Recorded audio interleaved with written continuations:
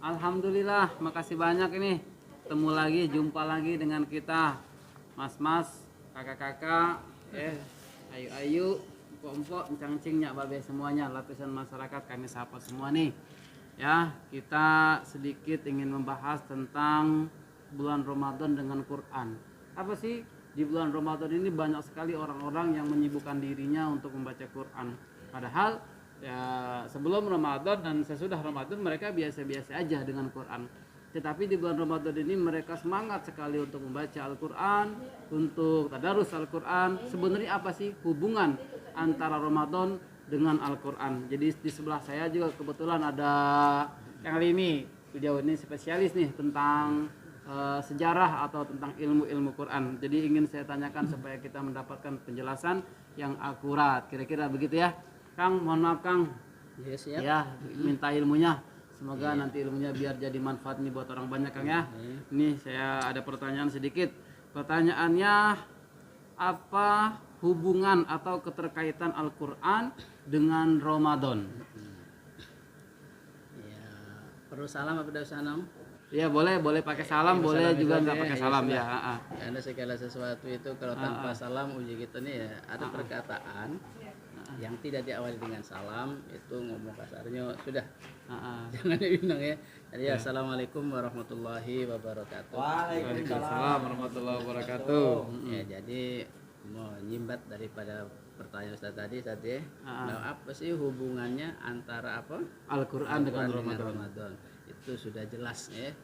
Al-Quran pun sudah mengatakan ya oh ya wallahu a'lam bishawab. Kira-kira ayat berapa Ustaz yang 183 atau 180 berapa itu? Yang bunyi syahrul ramadhanalladzi unzila fihi. Apa itu? Iya. Antara itulah ya. Jadi syahru sudah jelas nih, syahrul ramadhanalladzi ya bulan puasa itu ya. Apa itu? Di situ sebutkan kalau bahasa bahasa Jawa gitu nih. Syahrul ramadhanalladzi unzila fihil qur'anu pada bulan puasa itu diturunkan di dalamnya itu Al-Qur'an. Jadi sudah jelas ikatannya sangat-sangat erat ya antara Al-Qur'an dengan Ramadan. Bahkan Allah sudah menetapkan pada bulan Ramadan itu Allah turunkan Al-Qur'an ya. Jadi kalau diingat-ingat Ustaz ya itu sudah kaitannya sangat erat sebenarnya baik. Ngapa sih Al-Qur'an itu diturunkan pada bulan Ramadan ya kan itu kan wallahu a'lam bishawab. Tapi yang kita masyhur makanya kita galak setiap tanggal 17 ya kalau kita pasti diperingati yang namanya disebut nuzulul Quran ya. Nuzulul Quran. Jadi saat intinya kan jelas. Tidak bisa dipisahkan Al-Qur'an itu dengan bulan Ramadan. Ya, bahkan dalam satu hadis pun ada yang berkaitan seperti ini bahwa yang namanya surga itu merindukan terhadap 4 kelompok atau 4 golongan ya. Mana salah satunya yaitu orang yang sering membaca Al-Qur'an. Satu. Dan yang keduanya orang yang menjaga lisan, yang ketiganya orang yang memberi makanan kepada orang-orang yang lagi kelaparan, dan yang keempat apa itu wasoimina fi Ramadan, orang yang berpuasa pada bulan Ramadan. Sudah berkaitan tuh hadis baik berkaitan. Al-Quran menjelaskan ya. Jadi yang namanya kaitan tuh memang tidak boleh dipisahkan. Diibaratkan air itu apa ikan. Ikan itu tidak bisa hidup kalau dipisahkan dengan air ya. Seperti itu juga Ramadan dengan Al-Qur'an itu jangan pernah untuk ini ya. Apalagi Ramadan segala sesuatunya dilipat gandakan ya. Dilipat gandakan dalam arti yang tadinya hukum itu sunnah dikasih pahala seperti fardu. Bagaimana yang fardu sudah jelas dilipat gandakan ya. Makanya sering-sering Ustaz omongkan ya dilipat gandakan yang tadinya sekian menjadi 10 satu huruf misalnya 10 bisa kita setiap hari ngebaca sudah berapa apalagi di bulan Ramadan kan istilah tuh ikan itu lagi di dalam air. Coba kita perhatikan ikan itu kalau sudah dalam air begitu senang ya begitu bahagia. Kita juga sama begitu datang Ramadan harus siap-siap membaca Al-Qur'an. Jadi mungkin ya Ustadz silahkan kalau nak nambah-nambahin namanya ini sharing Ustadz. Sharing itu jangan difokuskan dengan satu pihak. Iya. Iya, jadi cak mana juga tuh menurut Ustadz kira-kira tuh ya. Jadi balik nanya. Apa? Kita kan sharing sebutnya. Iya, terkecuali ada pakar tertentu namanya sharing. Kan? Iya, biasanya kan saya ini sudah menjadi kodratullah biasanya. Iya. Setiap penanya itu pasti mempunyai jawaban. Ya. Diperhatikan seorang guru ngasih pertanyaan pasti sudah memegang jawaban. Jadi makanya aku kembalikan sama Ustadz, cak mana kira-kira tuh kan. Makanya kita lawan sharing baik. Iya. Ini Al-Quran. Apalagi kan Ustadznya lebih paham ya, lebih paham secara mendetil tentang Al-Quran dengan bulan Ramadan. Iya, kira-kira sama nih coba. Ya Ustadz, dikembalikan lagi, namanya kita suatu sharing. Iya, ada apa-apa. Iyalah, pokoknya ya Masya Allah ya. Kalau kita bicara Quran dengan Ramadan ini memang segala sesuatunya nggak bisa dipisahkan.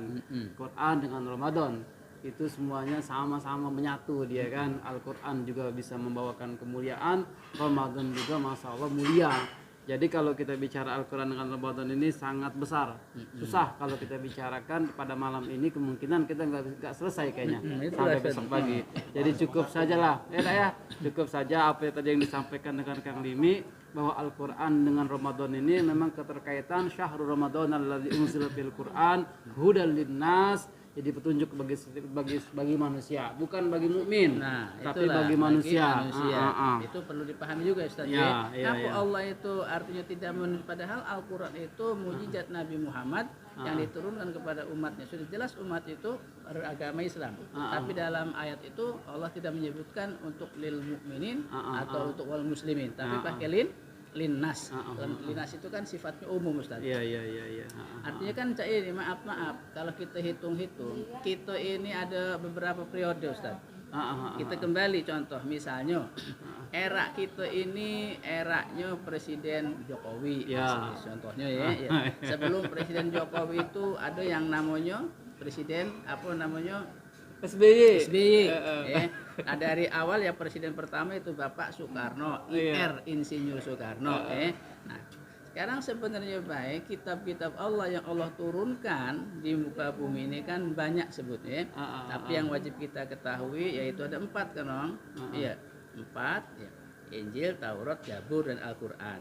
Nah untuk itu kan silahkan sebenarnya baik itu silahkan dianut bagi masing-masing. Toh semuanya juga dari Allah kan silahkan. Kadang-kadang ada sebagian uang Ustaz. Kadang-kadang sebagian uang tuh segala sesuatunya menyudut pandang itu kayak selalu menyalahkan Al-Quran. Iya Ustaz, kadang-kadang ini anehnya nih. Kadang-kadang yang menyudutkan itu ujinya mantan Islam mantan Islam Ustaz. Kan prihatin. Kadang-kadang aku tuh bukan pengen ngetes ya. Kadang-kadang sebagian uang ngomong aku nih mantan Ustaz. Tapi begitu baca Al-Quran belepotan bahasa gitu tuh. Tajwidnya tidak main. Iya ngomong mantan. Itu sangat menyedihkan Ustaz bagi kami itu. Iya, apa menyedihkan? Kalau memang seorang mantan berarti dulu sudah senior, sudah hebat. Tapi ketika baca ini galak banyak uang tuh ya. Nah, tapi kita bukan bahas tentang itu, berarti itu terserah lah lakum dinukum waliyadin itu. Jangan saling mengomentari ya. Yang kita namanya hidup di Indonesia ya berbeda suku, berbeda-beda ya. Tapi tetap ya kita diikat dengan Bhinneka Tunggal Ika walaupun dari mana itu satu tujuan. Kalau masalah ibadah silahkan masing-masing, jangan main istilahnya, jangan saling menzolimi ya. Silahkan baik. Jadi Ustaz kembali lagi itu Al-Quran itu untuk linnas, untuk manusia. Jadi manusia galau-galau ini. Ya kira-kira kayak gitulah ya. Jelas jadi penjelasan dari tadi itu ya, keterkaitan Al-Quran dengan Ramadan. Nih ada pertanyaan yang kedua nih Kang. Ya mohon maaf nih lahir batin, karena sebentar lagi kita juga memasuki hari raya Idul Fitri. Biasanya orang kan pingin ya bertanya sama Ustadz atau pengen sharing lah kira-kira gitu ya tentang zakat. Jadi sebenarnya zakat ini apa sih yang dimaksud dengan zakat? Kenapa harus bulan Ramadan? Nah coba tolong penjelasannya Kang. Nah zakat ini Ustadz, jadi kesimpulan pengertian zakat itu kalau kita menurut lughah itu namanya menumbuhkan. Tapi kalau menurut syara itu pengambilan harta yang diambil dari orang yang tertentu, harta tertentu dikasihkan terhadap orang yang tertentu. ya, dalam arti ngapa disebutkan menurut cara seperti itu? Artinya harta ini diambil dengan uang yang ada yang menghaki, ya. Hartanya ini harta zakat diberikan kepada orang yang khusus. Makanya yang sudah masyhur kita ketahui, Ustaz, bahwa penerima zakat itu ada 8 asnaf, 8 golongan kelompok yang berhak untuk menerima zakat tersebut. Makanya pembagian zakat itu sebenarnya baik, Ustaz, sebenarnya baik tidak disebut emang setahun sekali, tapi bukan saja dalam bulan Ramadan, Ustaz. Ada pembagian zakat itu, ada yang namanya di situ ada zakat yang namanya al-mawasi, ya. Kayak binatang ternak, tunang, ya. Itu wajib dizakati kalau sudah mencapai sekian, ya. Terus zakat tijaroh itu, terus zakat harta seperti emas perak itu, ya. Tapi kita tidak bicara seperti itu, ya. Itu untuk orang-orang yang terkhusus dalam arti yang sudah mampu, keadaannya ada dan nisabnya sudah mencakup. Nah, sekarang yang kita bahas ini ada yang namanya zakat fitrah, Ustaz. Zakat fitrah ini kalau menurut kami pribadi, artinya tidak menurut atau istilah tuh, kalau misalnya contohnya, kalau binatang ternak seperti sapi. Sapi itu kalau sudah mencapai sekian, ya, 40 ekor itu wajib zakat satu misalnya, ya. Misalnya tenang tuh. Ya. Nah, itu sudah kita tidak bahas seperti itu, ya. Sebab situ ada nisab, ada haul sebutnya, nong, ya. Nah, sekarang yang kita bahas ini yang namanya zakat fitrah. Zakat fitrah ini, Ustaz, kalau jingok kita dalam satu hadis, ya, kita ambil hadis yang ini baik, yang umum nama dalam kitab apa namanya Bulughul Maram, disebutkan kan bahwa Rasul Shallallahu Alaihi Wasallam tentu telah mewajibkan yang namanya zakat fitrah, so'an satu sok, ya Pak, satu sok. Makanya di sini bervariasi, bervariasi karena intinya kita ini zakat itu, Ustaz. Makanya kalau zaman dulu macam ini nih, asal dipegang kepalanya, hei jangan pegang kepala, ya, itu sudah difitrahi tuh. Makanya kita zakat fitrah. Makanya zakat fitrah tuh sifatnya seperti ini, dong. Bahkan misalnya nih, yang wajibnya itu zakat fitrah itu, dong, ketika sebelum melakukan zakat, melakukan sholat id. Misalnya hari ini si bayi lahir, ya, lahir, itu wajib dizakat itu, dong, zakat fitrah gitu. Makanya galak kita kan bervariasi, ada yang pakai beras, ada yang pakai duit, ya. Kalau menurut Imam Syafi'i ini, Ustaz, itu pakainya pakai beras. Iya. Jadi pakai beras berapa kilo sesuai ukuran tuh, nong. Iya. Kalau di Jawa kan pakainya liter. Berapa liter itu, ya. Kalau di sini pakainya kilo. Ada yang sebagian kemarin mau 2,5 kilo, ada yang ngomong itu. Kalau di Palembang sini ada yang ngomong 3 kilo di Pasco. Itu namanya zakat fitrah tuh, nong, tuh. Makanya ketika si bayi lahir, walaupun si bayi baru lahir tuh, nong, itu wajib dizakati seperti, nong. Itu yang namanya zakat fitrah tuh. Zakat pembersih diri. Ya, untuk pembersih diri. Sedangkan zakat yang tadi kayak zakat tijaroh, uang kalau sudah mencapai ini, Ustaz, misalnya maaf si fulan ini berjualan, berniaga, ya, jualan. Sudah mencakup sekian tahun, terus si nisabnya pas, ya, itu wajib zakat. Jadi dia itu kalau misalnya mulai dagangnya misalnya bulan Syawal itu nah zakatnya. Sedangkan zakat fitrah kita kan umumnya, ya. Makanya juga ada di kampung-kampung si bayi-bayi di zakat fitrah, ya, zakat fitrah tuh.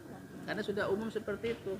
Gitu, ya. Jadi inti kesimpulannya zakat fitrah itu, Ustaz, kalau di sini kalau faradha Rasulullah, berarti apa arti faradha itu? Wajib. Iya, ya wajib. Nah, sekarang kita jingok, makanya wajib yang dapat zakat, yang menerima zakat ini kan disebutkan ada yang 8, kan? Iya, di 8 golongan yang mana tuh. Artinya di situ masuk kayak fakir miskin, tadi ya. Terus gorim, salah satunya orang yang banyak utang misalnya itu. Itu dong tuh. Iya. Itu yang wajib zakat. Sebutnya Ibnu Sabil, iya. Ada tuh, tapi disebut berapa tuh? Dalam surat ini, surat apa atau batu berapa itu? Apa nama itu? Nah, tuh. Iya, itulah yang wajib-wajib, arti berhak menerima. Yang wajib zakat itu. Makanya kalau wajib seperti itu tidak menutup, tidak harus kita nunggu istilahnya tuh ada nisab ngomong kasarnya. Yang penting kita agak mampu, ya. Sudah dikasihkan sama orang ini yang 8 tadi, yang 8 asnaf itu, yang 8 golongan. Iya. Makanya di situ kan ada Ibnu Sabil, iya. mungkin dikategorikan wong yang di pondok-pondok situ nong tuh. Iya. Ini kadang-kadang kalau menurut guru-guru nong, guru-guru ya, ada uang mobilnya banyak nong, pakai dasi, banyak utang, dia minta zakat, dikasih itu nong. Jangan juga, wih mamang itu punya mobil bawa dasi, tidak nong. Iya, sebab apa? Dia banyak utang itu nong. Iya, iya tapi kan iya perlu apa pemahaman yang ini karena kita obrolan kita ini secara tidak panjang lebar ya sekedar mengupas sedikit doang ya. Jadi makanya Ustaz maaf dalam obrolan ini kan mungkin ada kesalahpahaman bagi pendengar ya. Iya, artinya kan obrolan namanya obrolan wong biasa karena kita ini wong fakir ya. Biar wong fakir ilmu ya fakir macam-macam lah. Ya, maaf ketika kita obrol seperti ini ya jangan terlalu jangan terlalu dibahas nian ya. Kalau memang ada benarnya ya alhamdulillah, kalau salahnya memang kita ini manusia Ustaz. Manusia ini tidak bisa yang namanya hebat ya, selalu lupa dan salah. Makanya sharing seperti Ustaz ya. Kalau ada misalnya teman-teman misalnya ya Ustaz ya. Ya artinya kan jangan terlalu di ini, tapi kalau pengen serius nian silahkan datang main. Itu artinya maksudnya. Sebab kalau sekedar komen-komen kita kurang puas Ustaz. Ya, tapi kalau datang ke tempat ada alamat sini ya silaturahmi karena ya tidak jadi masalah. Banyak cari persaudaraan kan nong. Ya. Jadi kira-kira begitu para pemirsa ya. Setia channel NHQ TV. Kalau ingin lebih jelas lagi tentang masalah zakat, terus tentang masalah keterkaitan Al-Quran dengan Ramadan, bisa datang ke Pondok Pesantren Tahfizul Quran Nurul Hikmah. Insyaallah Kang Limi menyiapkan waktu seluas-luasnya ya, dan mudah-mudahan harapan saya apa yang tadi dijelaskan sama Kang Limi ini bisa manfaat ya, sehingga kita mendapatkan ilmu. Dan insyaallah bahwa sesungguhnya kalau yang saya tangkap tadi, zakat adalah kewajiban bagi setiap muslim ya. Walaupun dia masih bayi ya, tetap harus dijagatin zakat fitrah ya. Zakat fitrah. Nah, kalau mau nanya tentang zakat tadi apa? Hizaro, terus apa lagi? Apa namanya? Emas perak, peternakan segala macam ya bisa datang ke sini. Kira-kira gitu Kang ya. Ya, makasih banyak para pemirsa. Semoga kita semua dalam lindungan Allah Subhanahu wa taala bisa melaksanakan ibadah puasa sampai dengan full, dan apa yang kita cita-citakan dikabulkan oleh Allah Subhanahu wa taala. Ketemu lagi dalam keadaan sehat walafiat, dalam berkah dari Allah Subhanahu wa taala. Tetap setia dengan channel NHQ TV. Jangan lupa like, komen, subscribe-nya dan juga komentar di bawah sini. Semoga menjadi amal jariah. Assalamualaikum warahmatullahi wabarakatuh. Waalaikumsalam.